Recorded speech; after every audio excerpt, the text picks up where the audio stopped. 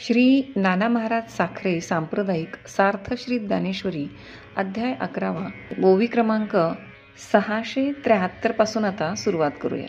यया पार्थाची या बोला सवे, हे काय म्हणितले देवे, तुवा प्रेम ठेवूनी यावे विश्वरूपी की. हे अर्जुनाचे भाषण ऐकल्याबरोबर श्रीकृष्ण म्हणाले, अरे हे काय, खरोखर तू विश्वरूपावरच प्रेम ठेवून त्यातच येऊन मिळावेस. मग इये श्रीमूर्ती भेटावे सडिया आयती, ते शिकवण सुभद्रापती विसरला सीमा. आणि मग या चतुर्भुज मूर्तीला भेटण्याकरिता फक्त शरीराने ये, हे जे मी तुला पूर्वी शिकविले ते विसरलास का. अगा आंधळिया अर्जुना, आता आलिया मेरो ही होयसाना, ऐसा अथी मना चुकीचा भाव. हे वेड्या अर्जुना, आंधळ्याच्या हाती सोन्याचा मेरू पर्वत जरी लागला तरी त्याला त्याचे ज्ञान नसल्यामुळे तो लहानच वाटतो. ही चूक मनाच्या भावनेची आहे. तरी विश्वात्मक रूपडे, जे दाविले आम्ही तुझ पुढे, ते शंभू ही परी न जोडे तपे करिता. तर बाबा, आम्ही जे विश्वव्यापक रूप तुला दाखविले ते असंख्य तपे करून शंकरासही प्राप्त होत नाही. आणि अष्टांगादी संकटी योगी शिणताती किरीटी, परी अवसरू नाही भेटी जयाचिये. आणि हे किरीटी, अष्टांग योग साधनांनी योगी जरी शिणले तरी त्यांनाही जे विश्वरूप पाहण्याला सापडत नाही.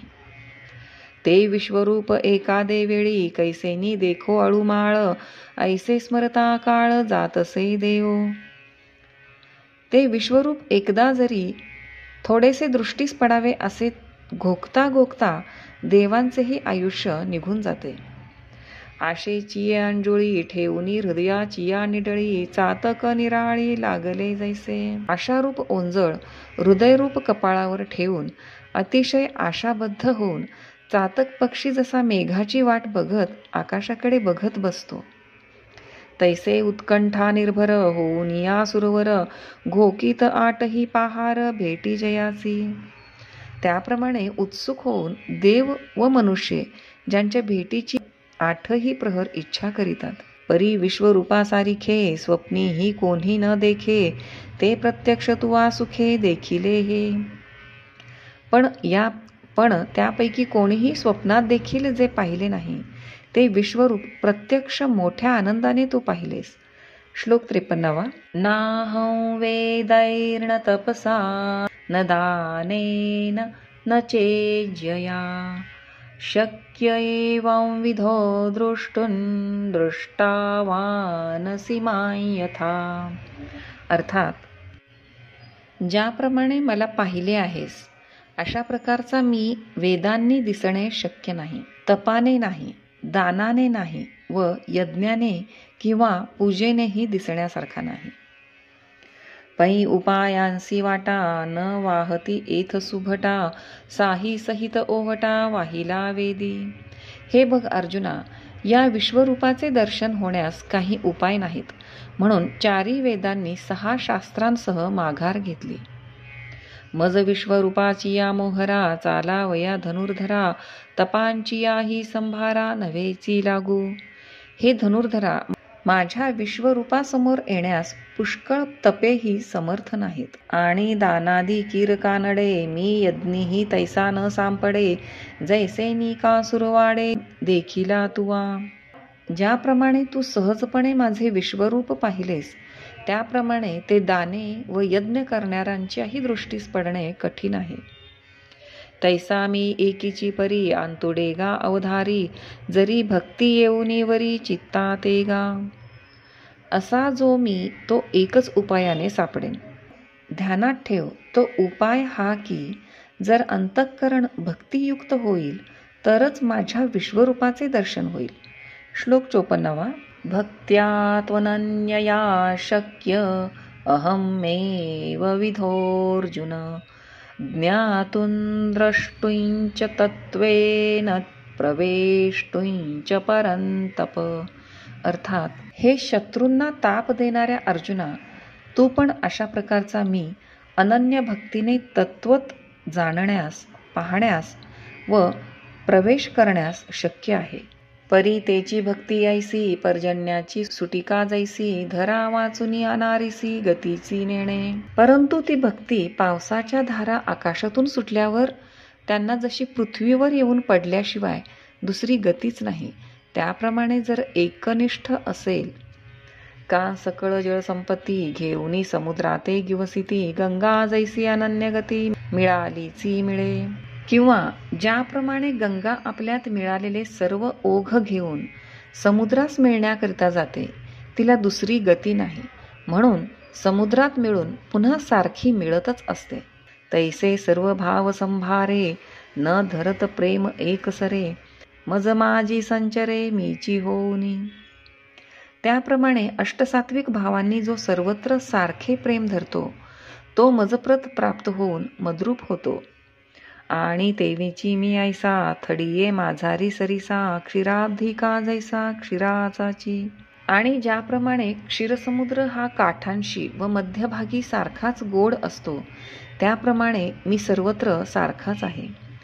तैसे मज लागुनी मुंगीवरी, किंबहुना चराचरी, भजनासी का दुसरी परीची नाही.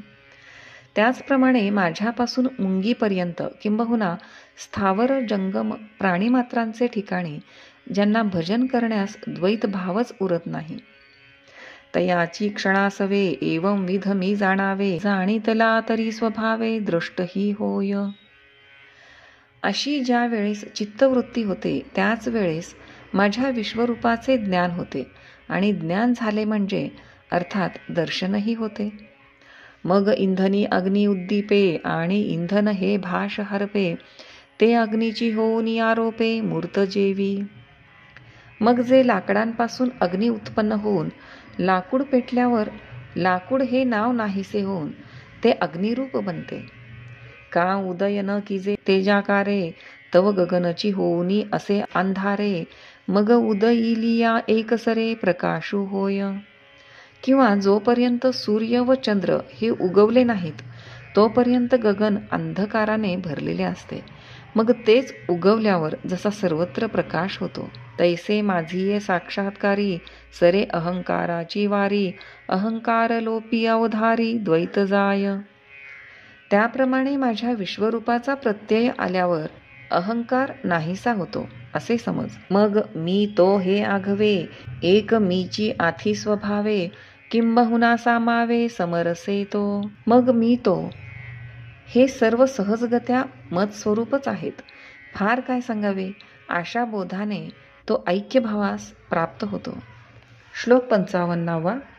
मत्कर्म कृन्मत्परमो मद्भक्तः संगवर्जितः, निर्वैरः सर्वभूतेषु यः मामेति पांडव. अर्थात, हे अर्जुना, जो माझ्यासाठी कर्म करणारा, मीच ज्याची परमगती आहे, माझा भक्त कोणामध्येही आसक्ती न ठेवणारा, सर्व भूतांमध्ये वैररहित असतो, तो मला प्राप्त होतो. इति श्रीमद्भगवद्गीतासु उपनिषत्सु ब्रह्मविद्यायां योगशास्त्रे श्रीकृष्णार्जुनसंवादे विश्वरूपदर्शनयोगो नाम 11ोऽध्यायः.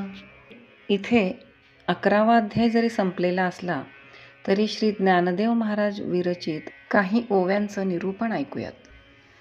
जो मजची एका लागी, कर्मे वाहा तसे अंगी, जया मज वाचोनी जगी गोमटे नाही. जो मलाच एकट्याला स्वतः केलेली कर्मे अर्पण करीतो व ज्याला जगात माझ्या वाचून दुसरे काही आवडत नाही. दृष्टादृष्ट सकळ जयाचे मीची केवळ, जेणे जिणयाचे फळ मजची नाम ठेविले. जो इह व पर या लोकांचे फल मीच असे समजतो, ज्याने मलाच जीवनाचे फल असे मानले आहे. मग भूते हे भाष विसरला, जे दिठी मीची आहे सुदला, म्हणून निर्वैर जाहला सर्वत्र भजे.